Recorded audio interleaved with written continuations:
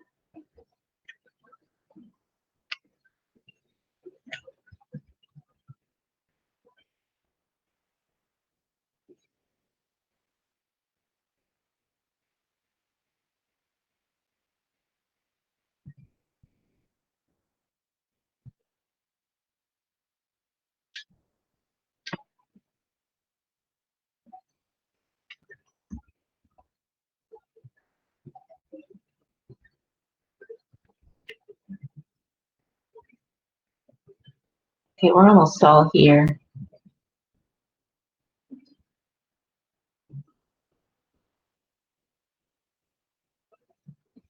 So, Sydney, is your sister Reese? Yeah. Okay, I just figured out that I have sisters, 2 different classes, but that's great. Are you twins? Yes. Nice. And I might know that if I had you in class, I would probably see the similarities, or I might have noticed it. But I was just looking through my parent-teacher conferences, and your mom has back-to-back conferences, one for you and one for your sister. And I thought, oh wow, all this time, and I didn't know I had sisters. That's great. I have several sister-brother pairs, I think. Okay, Colton. Oh, there's Rosa. Good. Glad you're here. Did Miguel show up? Yes, he did. I see that. And how about Gianna? Did I miss Gianna somewhere? Okay, maybe she'll come in. Oh, you are here? I must be looking right at. Oh, there you are. Yes, thanks for speaking up. And then okay, Johnny and Braylon. Speak up if you're here. All right, maybe they'll come in later. All right, so let's go ahead and get started. Now, where we left it on a long time ago, 4 or 5 days ago, last Thursday, where we left it was we were learning about systems of equations, where one was a line and one was a curve. And specifically, the curve that we were looking at was, okay, so I'm back to the little board, all right, because I'm in my at my house. So this is Unit 5. No, are we in Unit 5? Yes. Lesson 2. And we are now in Investigation 2. And we're going to spend 2 days on this. So this is part 1. So that's, just where we are in the curriculum. All right. Now, last week we did equations like this. Ax plus b equals k over x. Okay, so we were comparing. Our system consisted of a line and an inverse variation problem. Okay, now what we're going to be doing for the next couple of days is we're going to have a line and a quadratic equation. And what are all the different ways that a line can interact with a quadratic equation in terms of like the number of intersections that are possible?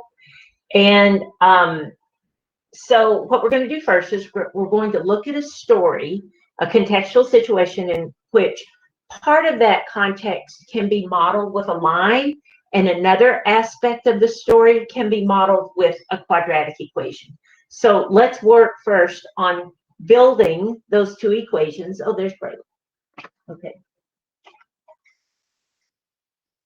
And then we'll graph them and see how they interact, and then we'll solve them algebraically, which is exactly the same approach we took last week when we were dealing with a line and an inverse variation. Okay, so the format should seem familiar to you. All right, so I don't think I need that. All right, let's start with number one. And here's the story. Now, the notes that are connected to your classwork, okay, I found a way to kind of streamline those activities, and so we're not following exactly what they do, but our end result is going to be the same, okay?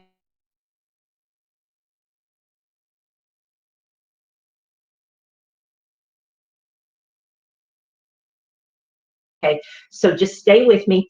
And here is it's a company that is putting on a production at a theater, okay? And so one of the things that they're very concerned about is how much they can charge for tickets to this theatrical production, okay? Because your tickets, the price of your ticket, not only does it affect your income, but the price of your ticket affects how many people are even going to show up in the first place, all right? Because if your tickets are too expensive, people aren't going to come, or you'll lose a lot of customers for that because your price is too high. So they actually give us a sales equation in the book, and it looks like this. Okay, so S of P, okay, that's the sales as a function of price, okay, equals 2,500 minus 50P. Okay, so write that down. Obviously, this is a linear equation, okay? And let's just talk about what all this means. The P is a price, okay? That's the ticket price. S of P is what will your sales be? How many tickets will you sell at any given price, okay? If we gave the tickets away, they were free. You know, if P were 0, their ticket price was 0, the assumption is you would give away every single one of your tickets, and that would be 2,500. So that's probably the size of your theater. It's probably got 2,500 seats in it, you know? So if you gave your tickets away, 2,500 people would show up. You would probably give all your tickets away. Okay, but this minus 50P, that's your slope. Okay, that's your rate of change, minus 50. And that just means that if your ticket price goes up by $1, you can expect 50 fewer people to buy those tickets. Okay, so your total sales is going to drop because it's minus. It's going to drop by 50 for every dollar that your price goes up. So just, you know, helping you orient yourself to what this sales equation represents in terms of price. We've had equations like this before. This is not the first time we've had this type of scenario. So hopefully it sounds familiar to you. Is there anything about this equation in terms of the numbers, the variables, what it represents that we need to talk about further? This would be a good time. Up to and including, just Ms. Yarbo, repeat what you just said.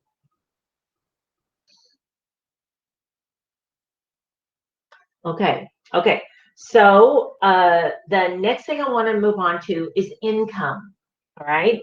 So this is number 2. Now they give us also an income equation. Okay. And it looks like this. Income as a function of price. They say it's P times 2,500 minus 50p. And again, we've seen income equations like this before. And so I want the equation to make sense to you. Now, this should look familiar. This is our sales. That's how many tickets we're going to sell. All right. And if we multiply our ticket sales by the price that we sold them at, isn't that our income? I mean, does that make sense? The price times the number of tickets you sell.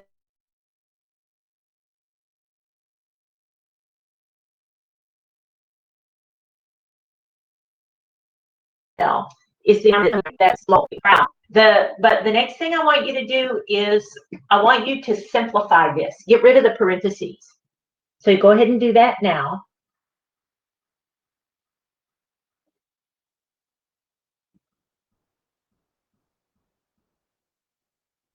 Wait, sorry, are we distributing it? Yeah. See, you just do that and that. Just distribute the P.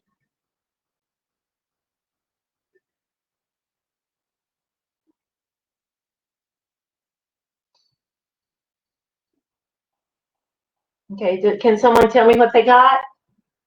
What's our final equation?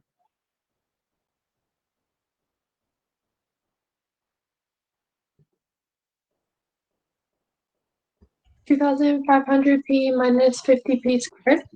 Good. 2,500p minus 50p squared. Now, I'm going to reorganize this because since we've been using the quadratic formula and factoring and things like that to solve equations like this, we've been getting in the habit of putting our equations in standard form. And so I'm going to move the minus 50p out front so that our p squared term is first, and then the 2,500p I'll put second. All right, so I didn't really change anything except I just wrote it in standard form. I mean, there was no more math involved. I'm just rearranging the terms. Okay, so I've and notice now this, whereas this is linear, now we're moving into quadratic. Okay. Now on 3, they're going to give us some expenses. Now they're calling, but here's something that they did on expenses. They give you in the book, they're calling expenses C for costs. Now they wrote their cost equation as a function of ticket sales. Okay, so we're calling that S. So cost as a function of ticket sales, they're saying it is 17,500. Oh, where is it? Where'd it go? Oh, here it is. Plus 2S. Okay, now I'm hoping you recognize that as an S and not a 5. I wish they wouldn't use the variable S, but try to make it not look like a 5. Okay, I'll make my 5s look a little bit better. So there's a distinct difference between 5 and S. All right, so look, I want you to understand the cost equation. They didn't really tell us what was involved in the costs. The cost of putting on this theatrical production. All right, but they just gave us the equation, and it's pretty logical guess that this 17,500, that's just a flat fixed rate. Like, there's certain expenses involved in a theatrical production, like just renting the theater, paying the employees, paying the utilities, just things like that, basic costs like that, or the costumes, paying the actors, things like that. So those are just, it's a flat fee for these expenses, 17,500. But this expense is $2 per ticket sold. All right. So some expenses are per person that walks in the door. Other expenses are just flat rates. Okay. So that, just explaining what those numbers might stand for. Okay. Most likely do stand for. But here's our problem. our sales and our income are written in terms of P, ticket price, but our cost function was written in terms of ticket sales. And so what we have to do is we have to convert this to a C of P equation. Everything has to be written in terms of the same variables. Okay? Fortunately, we have an equation that is specifically describes our sales. All right? And it's written in terms of P. So all we have to do to convert this is take our 17,500 plus 2, and instead of S, let's write this, because this is our sales in terms of P. Okay, so put 2,500 minus 50P.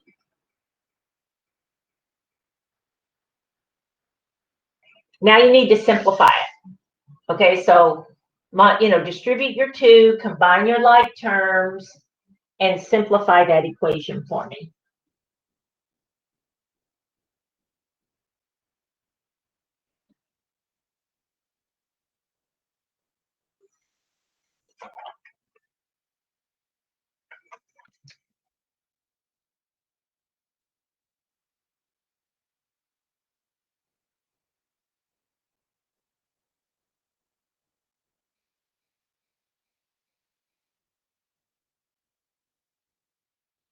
So you'll have to distribute first, then combine your like terms.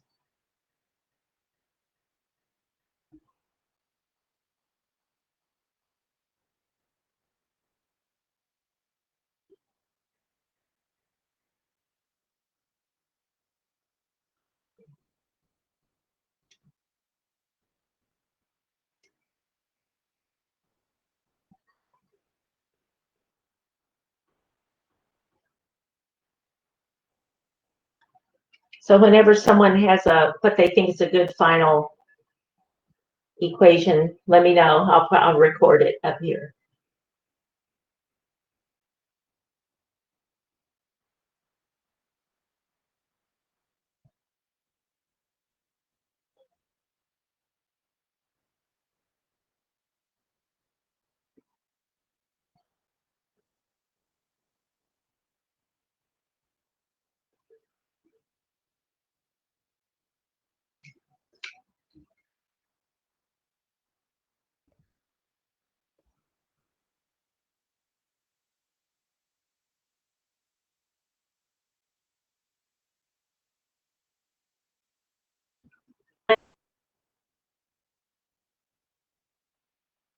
I got 22,500 minus 100p. 22,500 minus 100p. Very good. So the 2 times 2,500, that's 5,000. And when we add the 5,000 to the 17,500, it becomes 22,500. And then the 2 times negative 50p is negative 100p. All right, so I'll write C of P again. So now we've got everything is in terms of price. And so I'm going to streamline what's on my board a little bit. I want the 3 equations up here, but we don't need all the work that we use to build up to it. So I'm going to, let me see. I'm going to erase this and I just need to have a copy. Negative 50p squared plus 2,500p. Okay, so I have that. And then 3, we have our C of P, and I'll just put it up here, 22,500 minus 100p. Okay, now I can erase all this. So that we discussed where our equations came from. These are just our final results. Okay, all in one place. Okay, now on number 4, what we're going to do is we're going to graph. Okay, so I need you to get your calculators out. Let's just do this on our calculators. Okay.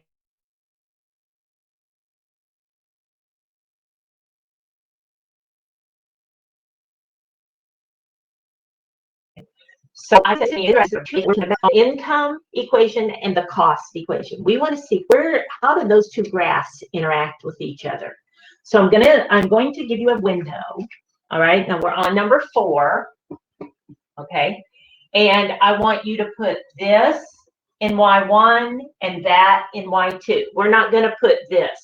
Don't put the equation from number 1 in.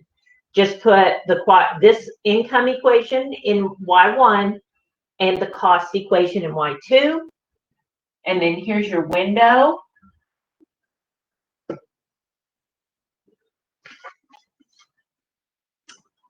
You will go from 0 to 60 and go up by tens. And then 0 to 40,000 and go up by 10,000. Okay, so pretty big numbers for that window, but that's the only way that both of them will show up.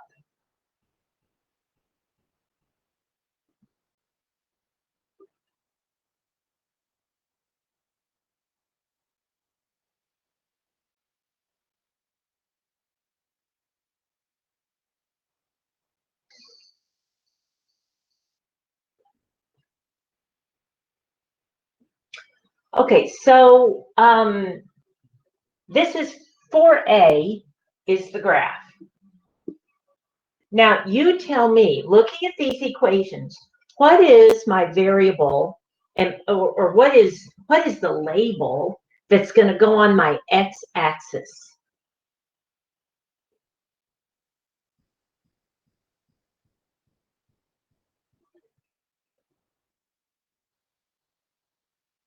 Look at the equations and see what your independent variable is, or your input variable. Your income. Okay, that's over here. What's this? Oh, P. Yeah, and what does P stand for? In this? Tickets. The price, right. Okay, so price is going to go down here. Okay, now over here, we're actually representing two different things on our y-axis because we're putting two graphs on. So this could be, I'm going to move my A over a bunch. This could represent income. It'll represent income and cost on the y-axis. All right, so you should be getting something like this and something like that. Is it looking like that?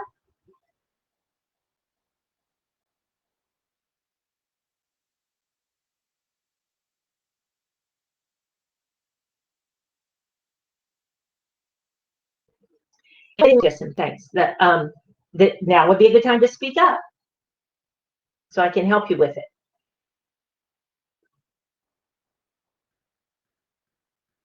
You know, good? Okay, well, we know that this, and I would draw this on your paper, okay? Now, this is your cost. That's your cost equation. And this is your income.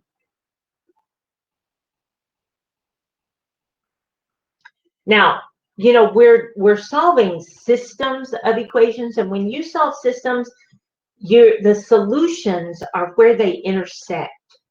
Okay, so naturally we're very interested in this point and this point. In the business setting, what is it called? I mean, there's a name for this. When your income and your costs exactly the same. What have you done from a business standpoint? If your income just covers your costs, You've evened out. You've blanked. You're very close. It's called breaking even.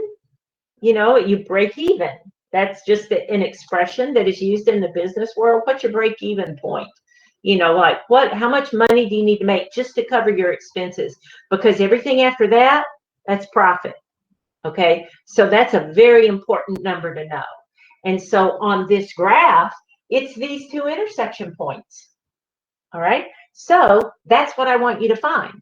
On your graph, on your calculator, you find those two intersections.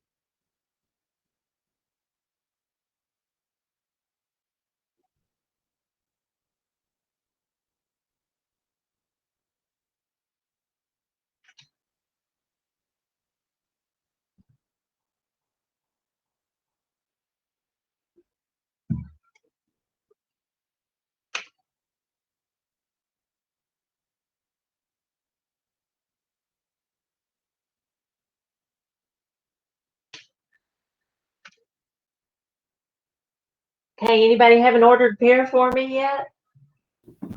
Do you want whole numbers or is decimal to the 10th? Okay, let me think. Okay, these are all dollar amounts, right? Because price, income, cost. So how about 2 decimal places? Okay. For like our monetary system. Okay. So for the point closer to the y-axis, Okay, the one on the left, what'd you get? 1097, 10.97. Okay, so if we charge $10.97 for tickets, what Mhm. will our income and our costs be? 21,403 with 33 cents. And 33 cents. Yeah, not friendly numbers, but this is the business world, okay? You know, it turns out not everything's nice, neat, you know, whole numbers, friendly numbers. Okay, does someone else have, thanks, Justin. Does anyone else have that other one? Start working on that if you're not there yet. I got 41.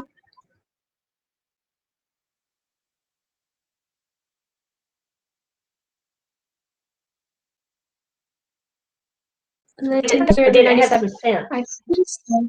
It might have had sense. Let me look. Yeah.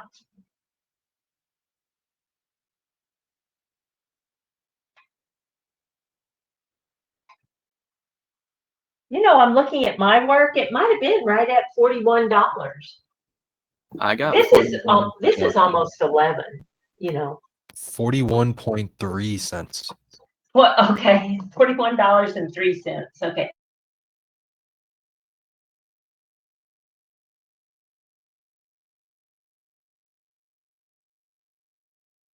So, you know, if you were actually going to get, you would charge $11, you know, because that's, you know, easier for a ticket sales standpoint. But, and same here, you wouldn't charge $41.03. You probably just charge 41.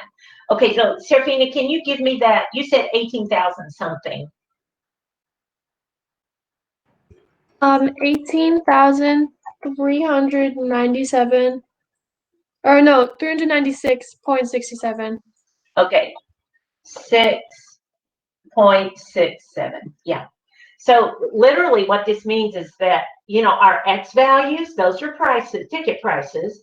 If I plug this number in here and did into my income equation, I would get this 21,000 figure. And if I plugged it into my expense equation or my cost equation and did the math, I would get that same number.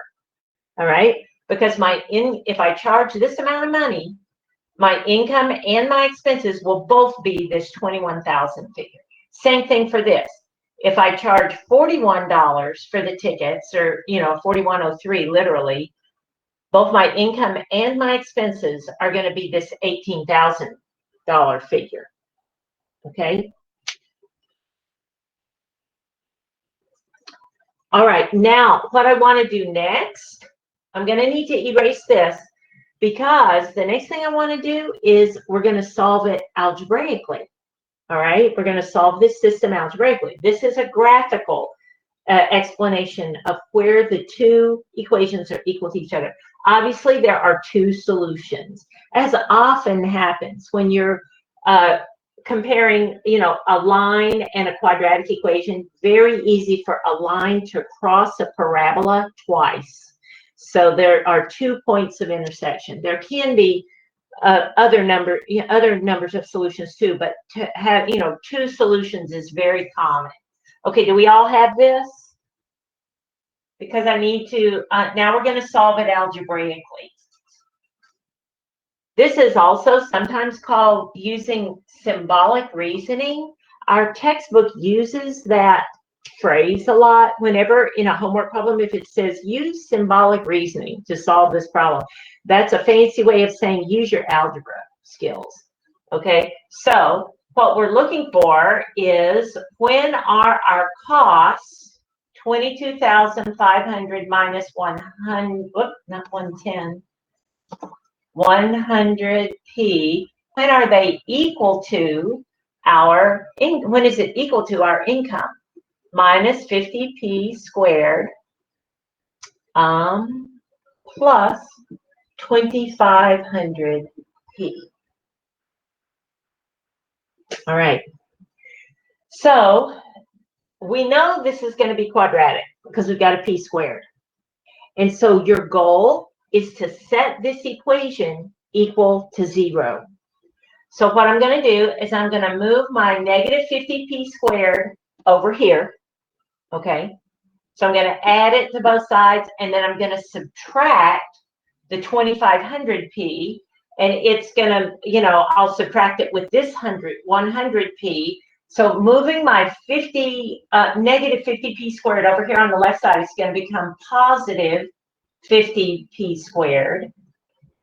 And then if I subtract 2500, and I've already got 100, that's going to be minus 2600p. All right. And then I've still got this 22,500, that constant, but now my right side's empty. It's 0. Okay. One thing that's going to make our lives a whole lot easier, because every one of these numbers is divisible by p, 50. Okay. Because then once I divide through by 50, like if I divide that by 50, this by 50, this by 50, and that by 50, okay? Then it's going to simplify my equation so much, it'll be much easier to solve, okay? So now here we go. Those going to cancel out. That's going to become p squared. Okay, can you all do the math for me? 2600 divided by 50? 52. Okay, minus 52p. Okay, 22,500 divided by 50.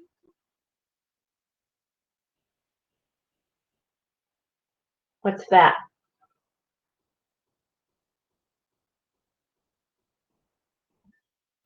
450.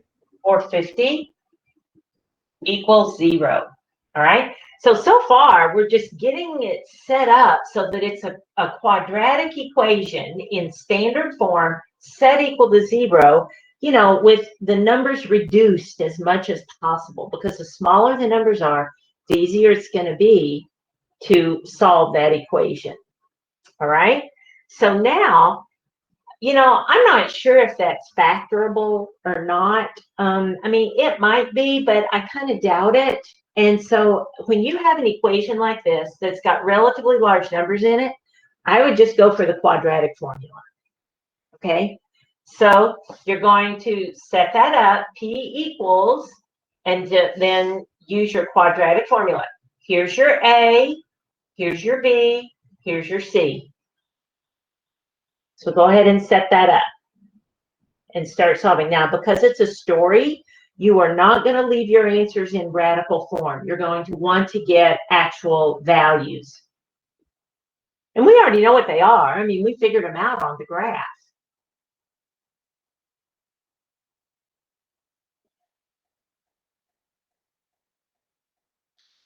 Now, let me ask you this. Do you all have the quadratic formula memorized? Some of you do, probably.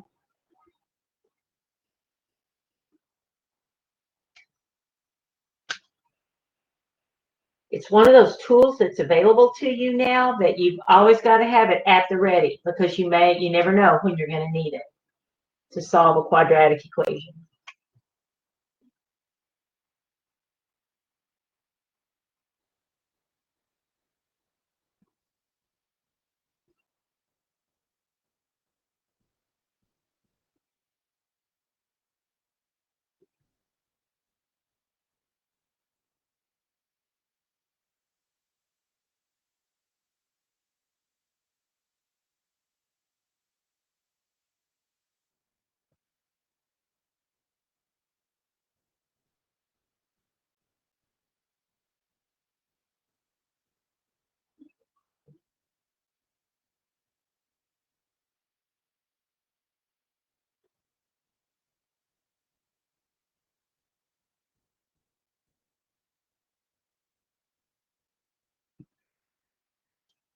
Does anyone have a number under the radical?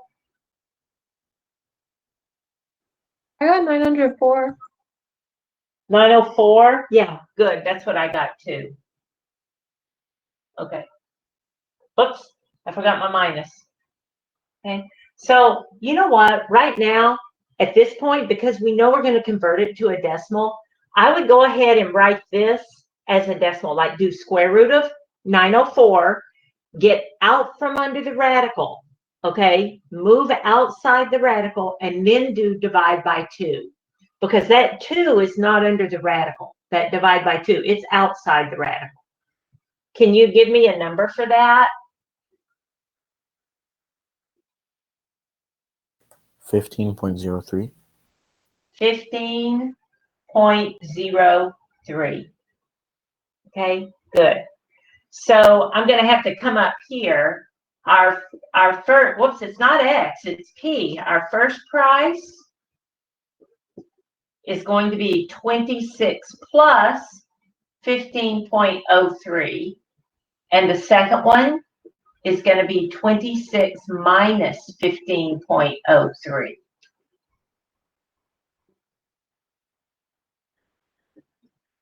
Oh, looky there. Just like we saw on the graph. I can't remember what the other one was. 10. Oh, yeah. 1097. How about that? Now, it doesn't give, this process does not give you your Y values. Okay? Like I would have to plug this number into the income and the cost equation to get the income and the cost. I would have to plug the 1097 into the two equations to get the output value. Okay, so this algebraic process is only going to give you your input.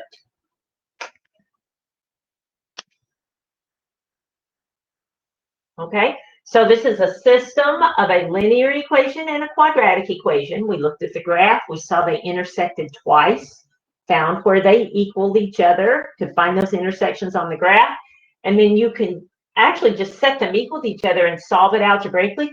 But this involves using all these skills that we've been working on for about the last 3 years. Yeah, you know, a lot of different background knowledge comes in to being able to process a problem like this. You end up with quadratic formula and solving for your two prices, knowing that this process does not give you your income or your cost like it will when you are on the graph. Your graph gives you your X and your Y. But the algebraic process only gives you your input value. Then you have to do more work to get your output. Okay, so the next thing we're doing is, okay, I'm going to erase this. This was for B. 4A was the graph. 4B was the algebraic process. Okay, now we have one more aspect to this problem. Now we're going to write, this is on number 5. Okay, that all was number 4. Now we're going to write a profit equation. Because remember, income, let's see.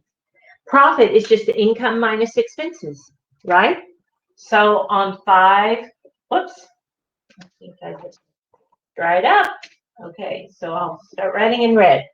Okay, so 5A, your profit as a function of price. Okay, so I'll use capital P for profit, little p for price. Okay, in fact, I'll do it like this. I'll make it like a cursive P. Okay, profit and price. That's just going to be your income minus your expenses. Okay, so let's put our income equation. Negative 50p squared plus 2500p. And then we have to subtract our costs. Now be careful because we've got to subtract the whole thing. So you're subtracting a group of terms. You've got to put them in parentheses. 22,500 minus 100p. And I'll tell you why that's important. Because when we go to simplify this and get rid of the parentheses, That's like a -1 there, and you have to distribute. When there's a minus sign in front of the parentheses, you have to distribute that -1. And this is not the first time we've seen this, but you know, just whenever we come across something for a second, third, fourth time, I always just kind of treat it like it's the first time we've seen it, because we might have forgotten. All right, so let's do that. Whoops, -50p squared plus the 2500p. Now that's not going to change, but this becomes -22,500, and the -1 times the -100, that becomes +100p. Okay, so that totally, when you go to simplify things, that's going to make a huge difference that you are adding this instead of subtracting it. So it's very important that you don't make that math error. Now, we've got a couple of like terms here, this one and this one. Okay, so rewrite it one more time with that simplified.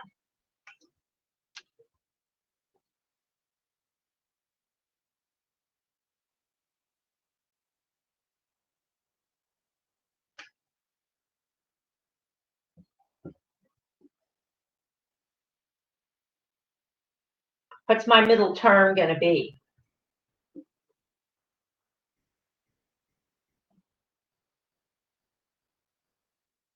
$2,600p. Yeah, 2500 plus 100, good. 2600p minus 22,500. Again, our profit is a quadratic. Okay, as we've seen many times before in other problems. Is that a negative p, or is that just the accent for the p that you wrote in parentheses? Oh no, this, I just wrote it a cursive P. Let me do that a little better. Just because it's like we're using the same variable for both a profit and price. And so I'm trying to distinguish between the capital P for profit and the little p for price. So that I made one cursive.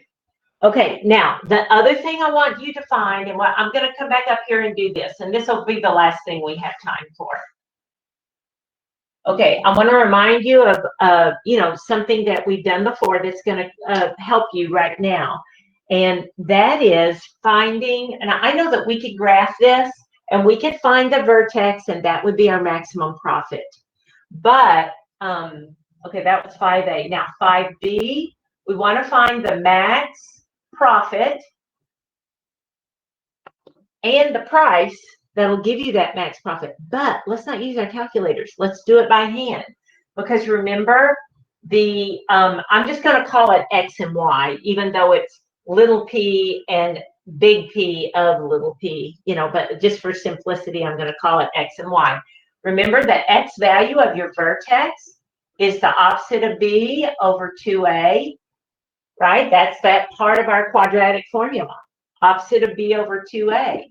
So in this equation, this is our B value right here. So the opposite of B is -2600 over 2 times A. Here's our A, which is -50. Okay. So figure that out.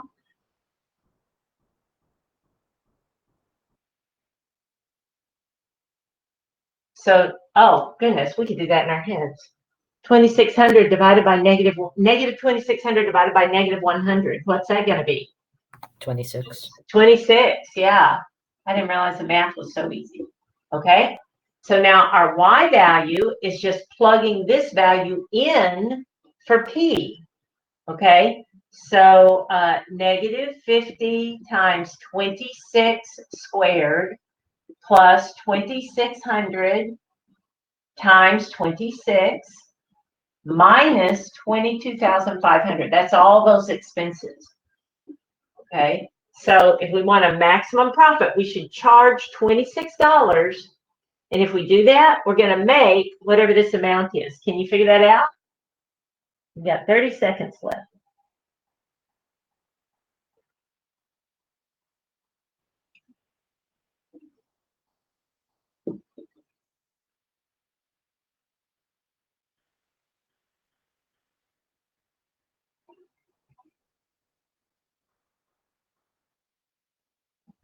Anyone have it? 11,300. Very good. 11,300. So for that is your max profit.